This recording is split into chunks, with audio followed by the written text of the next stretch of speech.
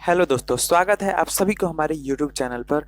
दोस्तों, आज के वीडियो में हम लोग प्रश्नावली कक्षा 10 के प्रश्नावली 1.1 को शुरू करने वाले हैं। अगर आपने इसके पहले वाले वीडियो को नहीं देखा है तो पहले जाकर उस वीडियो को देख लीजिए। उस वीडियो का लिंक डिस्क्रिप्शन बॉक्स में डाला हुआ है। उस वीडियो को देखने से ये फायदा होगा कि आप लोग को ये प्रश्नावली आसानी से समझ में आ जाएगा, क्योंकि वो थ्योरेटिकल वीडियो है। कहने का मतलब है कि जो ये यूक्लिड विभाजन एल्गोरिथ्म का प्रयोग कीजिए लिखा है, इसका उपयोग हम उस वीडियो में बता दिए हैं।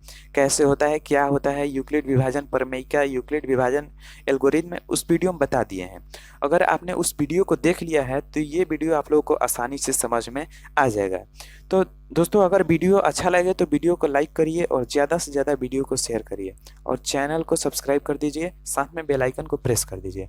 दोस्तों, आज का पहला सवाल है कि निम्नलिखित संख्याओं का एचसीएफ ज्ञात करने के लिए यूक्लिड विभाजन एल्गोरिथ्म का प्रयोग कीजिए।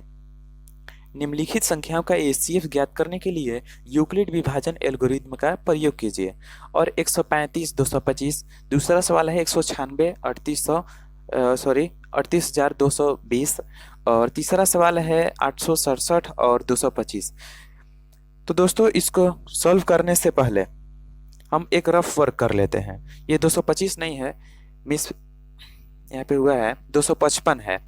तो ध्यान दीजिए, पहला सवाल है कि 135 और 225 का एचसीएफ निकालना है। तो इसको निकालने के पहले हम एक रफ वर्क कर लेते हैं।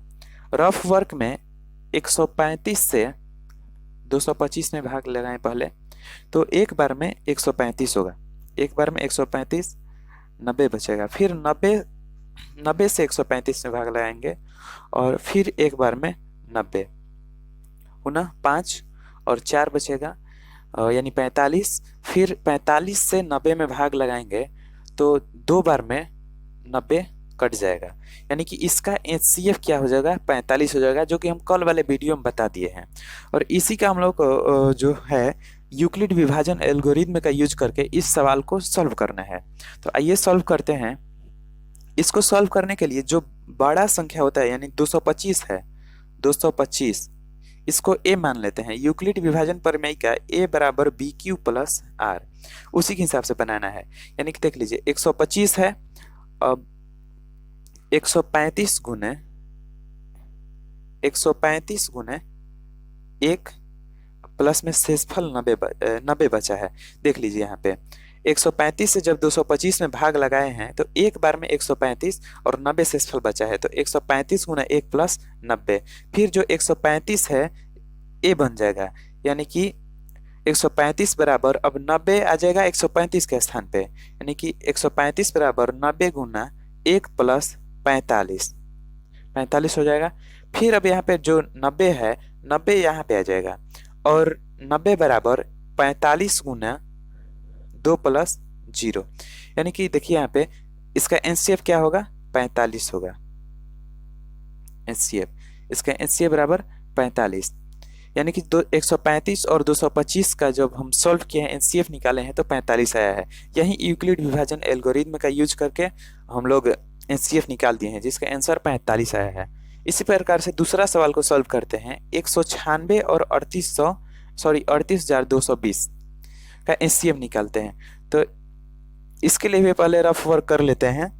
तो 196 से 38,220 में जब भाग लगाएंगे तो एक बार में 196, एक बार में 196, तो यहाँ पे क्या बचेगा, 681। फिर ऊपर से आएगा 2 आएगा, तो फिर 9 बार में 1764 होगा।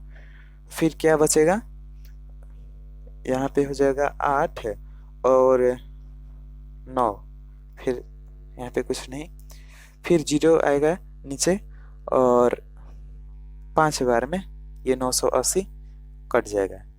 यानी कि ध्यान दीजिए, 196 से 195 बार में 38,220 कट गया है। तो इसका जब हम लोग यूक्लिड विभाजन एल्गोरिथ्म का यूज करेंगे तो पहले लिख लीजिए ए बराबर बी क्यू प्लस आर, इसी का यूज करना है। तो सबसे बड़ा है 38,220 बराबर बी के स्थान पर 196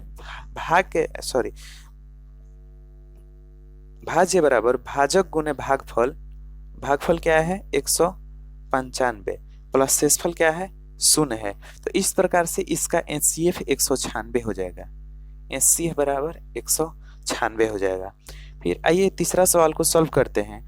867 और 255 इसमें निकालना है एचसीएफ, दोनों का एचसीएफ यानी कि 867 और 255 का एचसीएफ निकालना है। तो उसी प्रकार से a बराबर बी क्यू प्लस आर हम लोग लिखेंगे। सबसे बड़ा 867 है, 867 फिर 255 से भाग देंगे, जो आएगा जितने बार में जाएगा यहाँ पे लिखेंगे और शेषफल जो बचेगा यहाँ पे लिखेंगे। पहले रफ वर्क कर लेते हैं हम लोग। रफ वर्क में 255 से 867 में भाग लगाते हैं, तो तीन बार में जाएगा तो क्या हो जाएगा 765 हो जाएगा, 765। फिर शेषफल क्या बचेगा 102 बचेगा, जी हाँ 102 बचेगा। फिर 102 से 255 में भाग देंगे, क्या हो रहा है जी, 102 से 255 में भाग देंगे तो 2 बार में 204 होगा। फिर क्या बचेगा यहाँ पे 1 बचेगा, 5 बचेगा। फिर 51 से 102 में भाग लगाएंगे तो कितना बार में जाएगा 2 बार में जाएगा, 102 यानी 0 बचेगा।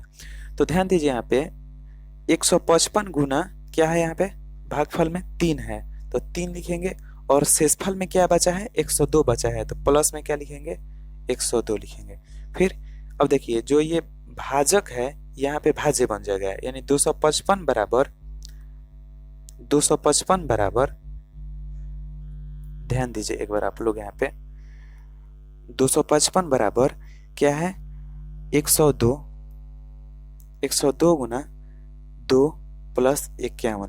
समझिए 102 जब 255 में 102 से भाग दिए हैं तो शेषफल में भागफल में 2 आया है और शेषफल में 51। फिर हम लोग 102 के यहाँ पे लिखेंगे और 51 गुने 2 प्लस 0। इस प्रकार से इसका एचसीएफ 51 हो जाएगा। क्या है ये एचसीएफ है। तो आप लोग ध्यान दीजिए यूक्लिड विभाजन एल्गोरिथम का यूज करके हम लोगों ने पहला सवाल को पूरा किया। आइए दूसरा सवाल को देखते हैं। तो दोस्तों दूसरा सवाल है, दर्शाइए कि कोई भी धनात्मक विषम पूर्णांक 6q + 1 या 6q + 3 या 6q + 5 के रूप का होता है जहां q कोई पूर्णांक है। ध्यान दीजिए दोस्तों, इस सवाल को सॉल्व करना है हम लोग, यानी दूसरा सवाल है, इसी को सॉल्व करना है। तो इसको सॉल्व करने के पहले ध्यान दीजिए कि जो ये बोल रहा है ना कि कोई भी धनात्मक पूर्णांक 6q + 1 या 6q + 3 या 6q + 5 के रूप का होता है। ये है कि जैसे आप कोई भी संख्या लीजिएगा, जब उसको 6 से डिवाइड करिएगा तो वो तीनों में से कोई एक जो रूप है 6q + 1 या 6q + 3 या 6q + 5 के रूप का होगा। जैसे हम लास्ट में आप लोग को एग्जाम्पल बता देंगे, ठीक ना, लास्ट में आप लोग को एक एग्जाम्पल बता देंगे जो कि आप लोग को अच्छी तरह समझ में आ जाएगा कि इसी के रूप का होता है। आइए पहले इस सवाल को सॉल्व करते हैं। दोस्तों, तो बोला है कि दर्शाइए कि कोई भी धनात्मक विषम पूर्णांक 6q + 1 या 6q + 3 या 6q + 5 के रूप का होता है जहां q कोई पूर्णांक है। तो हम क्या मान लेंगे, माना कि a कोई धनात्मक विषम पूर्णांक है। यहाँ पे लिखेंगे माना कि a कोई धनात्मक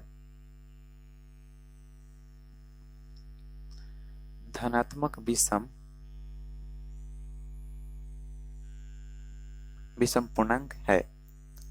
देखिए मानेंगे हम लोग कि माना कि a कोई धनात्मक विषम पूर्णांक है, यानी कि a संख्या है जो कि धनात्मक विषम पूर्णांक है। ठीक, अब यूक्लिड विभाजन पर में क्या है कि a बराबर bq + r होता है। उसी प्रकार से हम लोग क्या दिखाना है, 6q + 1 या 6q + 3 या 6q + 5 के रूप में दिखाना है। तो यहाँ पे लिखेंगे a बराबर 6q + r लिखेंगे। ठीक है, अब r बराबर क्या होगा, जहां r बराबर 0 1 2 3 4 5, 6 नहीं होगा, क्योंकि भाजक से जो शेषफल होता है वो कम होता है। जैसे कि 6 है, कल बताए थे, या इसको आप लोग लिख सकते हैं कि जो r है 0 के बराबर या बड़ा और 6 से छोटा है, हो सकता है, क्योंकि हम कल वाले वीडियो में बता दिए हैं कि जो r होता है वो भाजक से छोटा होता है। उसी प्रकार से a बराबर 6 प्लस r, जहां r बराबर 0, 1, 2, 3, 4, 5 है। ये q क्या है? q एक धनात्मक विषम पूर्णांक है। q धनात्मक विषम पूर्णांक है, यानी कि यहाँ पे q क्या है? q पूर्णांक है। ठीक, यहाँ पे q पूर्णांक है। तो ध्यान दीजिए दोस्तों, तो जहां r बराबर 0, 1, 2, 3, 4, 5 होगा, जब हम लोग इसका मान रखेंगे, अब हम लोग देखिए यहाँ पे, अगर r बराबर 0 तो संख्या a बराबर 6q प्लस r, ठीक है, तो a बराबर 6q प्लस 0 होगा। जब इसका मान r का मान a बराबर 6q प्लस r में रखेंगे, एक बार में 1, 2, 3, 4, 5 जो भी है r का मान बारी बारी से रखेंगे, तो हम लोग को पता चल जाएगा कि कोई भी धनात्मक विषम पूर्णांक इसके रूप का होता है। तो जब 0 रखे हैं तो 6q प्लस 0 आया है, यानी कि क्या है? ये सम आया है। ये 6q सम है, इसमें से 2 कॉमन निकल सकता है, यानी 2 से भाग लग सकता है इसमें। अगर जब हम r बराबर 2 रखेंगे, सॉरी 1 रखेंगे, तो a बराबर 6q प्लस 1 हो जाएगा। ये क्या है? ये विषम है। फिर जब हम लोग r बराबर क्या रखेंगे? 2 रखेंगे, तो a बराबर 6q प्लस 2 हो जाएगा। इसमें से 2 कॉमन निकल सकता है, तो जब 2 कॉमन निकलेगा तो क्या हो जाएगा? सम होगा। फिर हम लोग जब r बराबर 3 रखेंगे, तो a बराबर 6q प्लस 3 होगा। तो ये क्या है दोस्तों? ये विषम है। ये क्या है? विषम है, क्योंकि इसमें से 2 कॉमन नहीं निकल सकता है। फिर हम लोग जब r बराबर 4 रखेंगे, तो फिर क्या होगा? a बराबर 6q प्लस 4 होगा। इसमें से भी 2 कॉमन निकल जाएगा, तो फिर ये क्या हो जाएगा? ये भी सम हो जाएगा। आगे ध्यान दीजिए दोस्तों, जब हम लोग r बराबर 5 रखेंगे, तो a बराबर क्या होगा? 6q प्लस 5 होगा, जो कि ये क्या है? विषम है। तो इस प्रकार से हम लोग को देखने को मिला कि a बराबर 6q सम है, इसको छोड़ देना है, a बराबर 6q विषम है। फिर क्या, कहाँ पे विषम है? a बराबर 6q प्लस 3, और फिर कहाँ पे विषम है? a बराबर 6q प्लस 5। तो इस प्रकार हम लिखेंगे कि इस प्रकार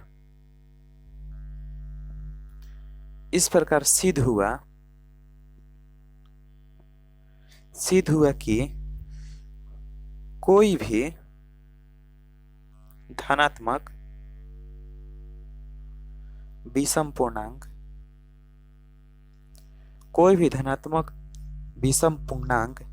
6q प्लस 1 या 6q प्लस 3 या 6q प्लस 5 के रूप का होता है। मैंने पहले बोला था कि एक एग्जाम्पल बताने वाले हैं, तो एक एग्जाम्पल देख लीजिए। जब आप लोग 6 से 15 में भाग देंगे, तो 6 दूनी 12, यानी कि 3 शेषफल बच जाएगा। तो भाज्य बराबर क्या होता है? भाज्य बराबर भाजक गुने भागफल प्लस शेषफल, यानी कि 15 बराबर क्या होगा? 6 गुने 2 प्लस 3। जब आप लोग 15 को a मानेंगे, अगर 6 को इसी तरह से छोड़ देंगे और 2 हो जाएगा q प्लस 3, तो क्या आ जाएगा? a बराबर 6q प्लस 3 आ गया ना। देखिए इसके रूप का हो गया। यानी इसी प्रकार से बहुत सारे एग्जाम्पल है जो कि a बराबर 6q प्लस 1 और या a बराबर 6q प्लस 3 या a बराबर 6q प्लस 5 के रूप का होगा, जो कि हम लोग सिद्ध कर दिए हैं। तो आइए हम लोग तीसरा सवाल को सॉल्व करते हैं। तो तीसरा सवाल देखिए अब।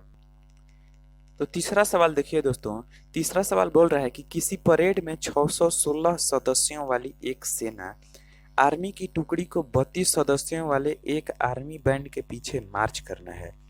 दोनों समूहों को समान संख्या वाले स्तंभों में मार्च करना है। तो उन स्तंभों की अधिकतम संख्या क्या है जिसमें वे मार्च कर सकते हैं? हम लोग को बताना है कि जो ये सेना है उन स्तंभों की अधिकतम संख्या बताना है जिसमें ये मार्च कर सकते हैं। तो दोस्तों इस सवाल का जब हम एचसीएफ निकाल देंगे 616 और 32 का जब हम एचसीएफ निकाल देंगे तो हम लोग को पता चल जाएगा कि स्तंभों की अधिकतम संख्या क्या है जिसमें वे मार्च कर सकते हैं। तो आइए दोस्तों हम लोग 616 और 32 का एचसीएफ निकालते हैं। तो 616 और 32 का जब एचसीएफ निकालेंगे तो 616 बराबर 32 गुना क्या होगा, कितने बार में जाएगा भाई, पहले रफ कर लेते हैं, इधर पहले रफ कर लेंगे। 32 से 616 में भाग देंगे, 616 में 32 से भाग देंगे तो एक बार में 32, क्या बचेगा 9 2 29, फिर 6 होगा तो 9 होगा, 9 होगा तो 288 आ गया यहाँ पे, तो फिर 6 होगा तो फिर 8 होगा, फिर 32, 8 32 तो फिर 0 हो जाएगा, यानी कि इसका एचसीएफ क्या होगा, एचसीएफ 8 होगा। तो निकालिए यहाँ पे 32 गुना 19 प्लस 8 होगा, और फिर 32 से यहाँ पे आएगा तो 8 गुना 4 प्लस 0, यानी कि इसका एचसीएफ क्या होगा, एचसीएफ होगा 8। तो उन स्तंभों की अधिकतम संख्या 8 होगी जिसमें वे मार्च कर सकते हैं। यहाँ पे लिख देते हैं कि स्तंभों की अधिकतम संख्या 8 होगी जिसमें वे मार्च कर सकते हैं, यानी कि हम लोग को तीसरा सवाल का आंसर मिल गया, इसका आंसर होगा 8। तो आइए दोस्तों हम लोग चौथा सवाल को देखते हैं कि चौथा सवाल क्या बोल रहा है। तो चौथा सवाल देखिए दोस्तों, चौथा सवाल बोल रहा है कि यूक्लिड विभाजन प्रमेय का प्रयोग करके दर्शाइए कि किसी धनात्मक पूर्णांक का वर्ग किसी पूर्णांक m के लिए 3m या 3m प्लस 1 के रूप का होता है। हम लोग को दर्शाना है कि किसी धनात्मक पूर्णांक का वर्ग किसी पूर्णांक m के लिए 3m या 3m प्लस 1 के रूप का होता है। तो इसको सॉल्व करने के लिए हम लोग, बिल्कुल आसान सवाल है, अच्छा तरह से देखिएगा, बिल्कुल समझ में आएगा। तो इसको सॉल्व करने के लिए हम लोग मानेंगे कि माना कि कोई धनात्मक पूर्णांक, माना कि कोई धनात्मक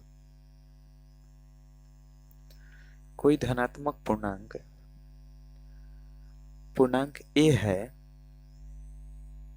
यह धनात्मक पूर्णांक क्या मानेंगे कि माना कि कोई धनात्मक पूर्णांक ये है, जो a है, ये धनात्मक पूर्णांक 3q, पहले लिख लेते हैं, यह धनात्मक पूर्णांक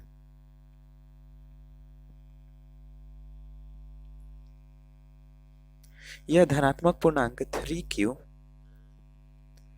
3q प्लस 1 या 3q प्लस 2 के रूप का होगा। ठीक, क्या माने हैं कि माना कि कोई धनात्मक पूर्णांक a है, यह धनात्मक पूर्णांक 3q या 3q प्लस 1 या 3q प्लस 2 के रूप का होगा। देखिए इसी तीनों का हम लोग यूज करके ये ज्ञात कर देना है कि किसी धनात्मक पूर्णांक का वर्ग m के लिए 3m प्लस 3m के रूप का होता है। तो हम लोग लिखेंगे केस 1 में क्या है, अगर a बराबर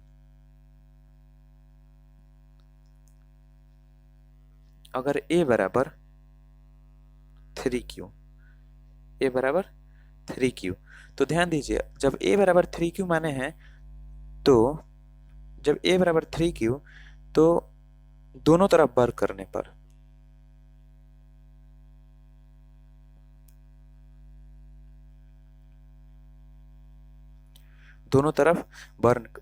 पर तो a का वर्ग a स्क्वायर हो जाएगा और 3q का 9q स्क्वायर। तो ध्यान दीजिए दोस्तों, a स्क्वायर बराबर, इसमें से 3 कॉमन निकालेंगे तो 3 क्यूब स्क्वायर हो जाएगा, होगा।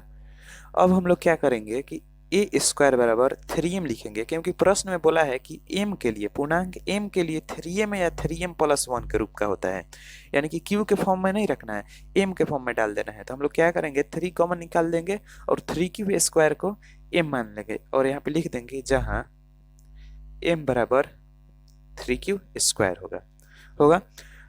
फिर केस 2 देखिए, केस 2, अगर 3m प्लस सॉरी लिख दिए 3q प्लस 1 है, तो ये क्यूब है, 3q प्लस 1 है, तो दोनों तरफ वर्ग करने पर, दोनों तरफ वर्ग करने पर, वर्ग क्यों कर रहे हैं, क्योंकि बोला है क्वेश्चन में कि किसी धनात्मक पूर्णांक का वर्ग किसी पूर्णांक m के लिए 3m plus 3m into 3m या 3m प्लस 1 के रूप का होता है। ये बोला है कि धनात्मक पूर्णांक का वर्ग, इसलिए हम लोग यहाँ पे वर्ग कर रहे हैं। तो ध्यान दीजिए, a बराबर 3q प्लस 1, तो दोनों तरफ वर्ग करेंगे तो a स्क्वायर और 3q प्लस 1 का होल स्क्वायर हो जाएगा। तो a स्क्वायर बराबर 9q square plus 1 plus 2 into 3q square, यहाँ पे लिख देते हैं, समझ में आएगा, और इंटू 1। फिर यहाँ पे देखिए a स्क्वायर बराबर 9q square plus 6q plus 1 होगा। यहाँ तक तो समझ में आ रहा होगा। फिर आगे देखिए, a स्क्वायर बराबर, यहाँ से क्या कॉमन निकालेंगे हम लोग, 3 कॉमन निकालेंगे। जब 3 कॉमन निकालेंगे तो 3q स्क्वायर प्लस 2q होगा और प्लस 1 को लास्ट में लिखेंगे। इतना ही में से दो चरण, यानी कि 3q स्क्वायर प्लस 6q में से कॉमन 3 निकालेंगे तो 3 into 3q square plus 2q हो जाएगा और लास्ट में प्लस 1। फिर यहाँ पे ध्यान दीजिए, 3m प्लस 1, जहाँ ये लिखना जरूरी है, जहाँ m बराबर 3q स्क्वायर प्लस 2q, ठीक, जहाँ m बराबर 3q स्क्वायर प्लस 2q। अब केस 3 देखिए, केस 3 क्या है, केस 3 क्या है, 3q प्लस 2 है, यानी कि अगर 3q प्लस 2 है तो a बराबर, अगर a बराबर 3q प्लस 2 है तो a बराबर क्या लिखेंगे यहाँ पे, सॉरी ध्यान दीजिए, दोनों तरफ वर्ग करने पर, दोनों तरफ वर्ग करने पर, तीनों स्टेप में वर्ग करना है, दोनों तरफ वर्ग करने पर a बराबर 3q प्लस 2, यानी कि a स्क्वायर बराबर 3q प्लस 2 का होल स्क्वायर, तो a स्क्वायर बराबर 9q स्क्वायर प्लस 4 प्लस 3 दूनी 6 दूनी 12 क्यूब होगा। आगे ध्यान दीजिए, a स्क्वायर बराबर 9q square plus 12 cube plus 4। फिर आगे ध्यान दीजिए आप लोग कि 9q square plus 12 cube plus 3 plus 1, 3 plus 1 यानी 4, बात सेम है, 4 को 3 प्लस 1 लिख सकते हैं, क्योंकि हम लोग को ध्यान दीजिए लिख क्या लाना है कि 3m प्लस 1 के रूप में होना चाहिए। जब आप लोग 4 पे सॉल्व करेंगे कोई दूसरा ही आएगा, इसलिए हम लोग को यहाँ पे 4 को तोड़ देना है 3 प्लस 1 के रूप में। अब कॉमन निकालिए, यहाँ से 3 कॉमन जब निकालेंगे तो 3q square plus 4q plus 1 plus 1 होगा। तो a स्क्वायर बराबर क्या आ जाएगा, 3 इंटू m प्लस 1 आ गया, जहां m बराबर 3q, जहां m बराबर 3q square plus 4q plus 1 है, ठीक। तो इस प्रकार देख लीजिए हम लोग को सिद्ध हो गया कि कोई भी, देख लीजिए यहाँ पे क्या है 3m, यहाँ पे आ गया है 3m, जो कि हम लोग को 3m लाना था, और फिर यहाँ पे देख लीजिए 3m प्लस 1 और 3m प्लस 1। तो इस प्रकार से सिद्ध हो गया कि किसी भी धनात्मक पूर्णांक का वर्ग किसी पूर्णांक m के लिए 3m या 3m प्लस 1 के रूप का होता है। तो दोस्तों आइए 5वां सवाल को देखते हैं। 5वां सवाल क्या बोल रहा है। तो पांचवा सवाल देखिए दोस्तों कि यूक्लिड विभाजन प्रमेयिका का प्रयोग करके दर्शाइए कि किसी धनात्मक पूर्णांक का घन 9m 9m प्लस 1 या 9m प्लस 8 के रूप का होता है।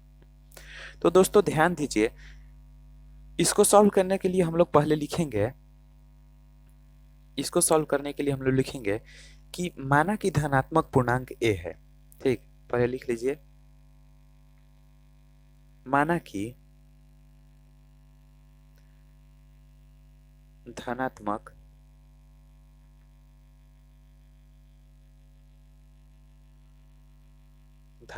पूर्णांक a है।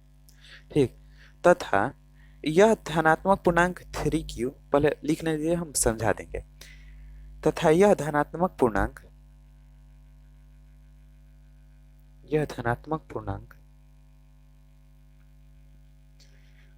3 क्यूब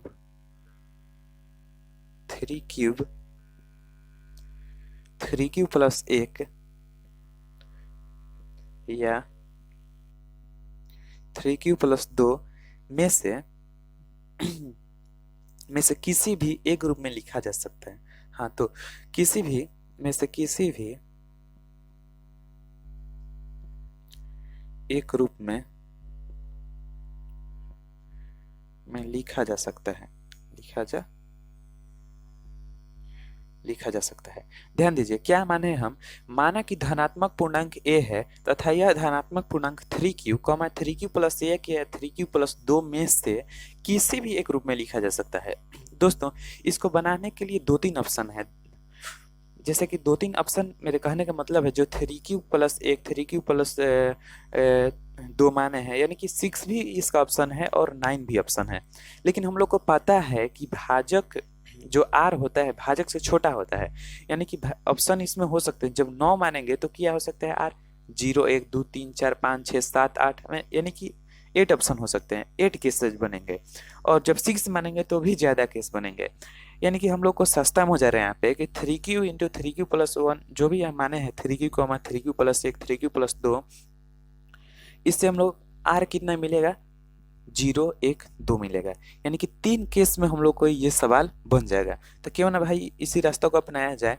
तो आइए ये सवाल को सॉल्व करते हैं। तो केस 1 देखिए, यहाँ पे केस 1 दोस्तों, केस 1 देखिए, अगर a बराबर, सॉरी जब लिखिए ना, जब a बराबर 3q माने हैं तो क्या बोला है कि किसी धनात्मक पूर्णांक का घन, तो दोनों तरफ घन करने पर, जब a बराबर 3q है तो दोनों तरफ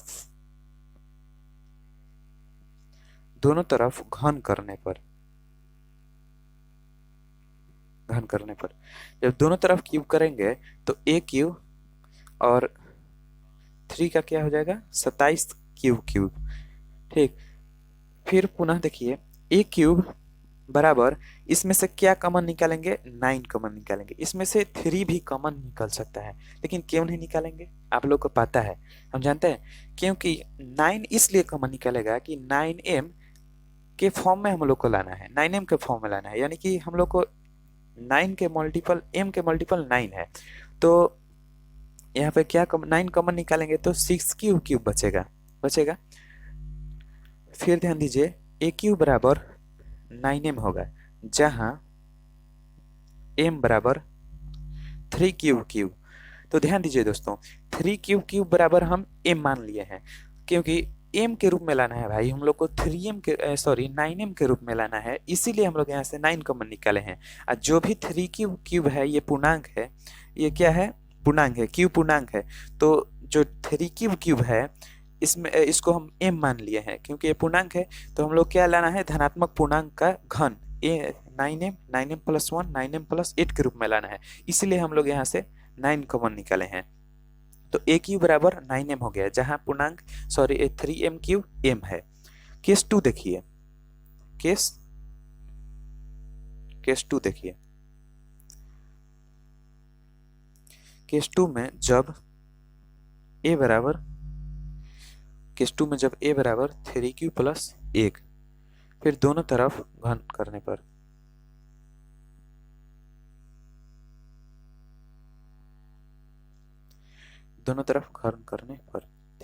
ध्यान दीजिए, जब दोनों तरफ घन करेंगे तो ए क्यूब बराबर 3 क्यूब प्लस 1 का क्यूब हो जाएगा, 3 क्यूब प्लस 1 का क्यूब हो जाएगा। तो आगे देखिए, ए क्यूब बराबर 27 क्यूब क्यूब प्लस 1 का क्यूब प्लस 3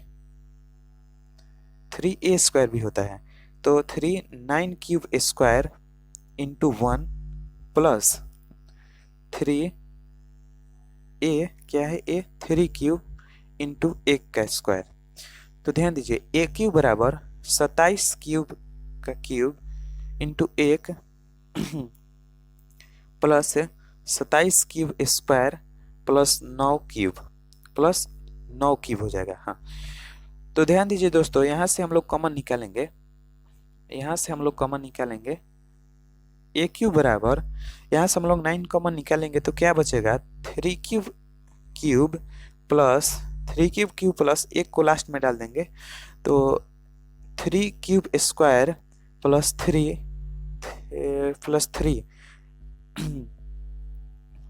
क्यूब प्लस क्या हो जाएगा दोस्तों, प्लस 3 क्यूब प्लस 1, नहीं 3 क्यूब नहीं होगा, यहाँ से 9 जब कॉमन निकालनी है तो क्यूब होगा, क्यूब प्लस 1 होगा। तो ए क्यूब बराबर 9m प्लस 1। तो जहाँ m बराबर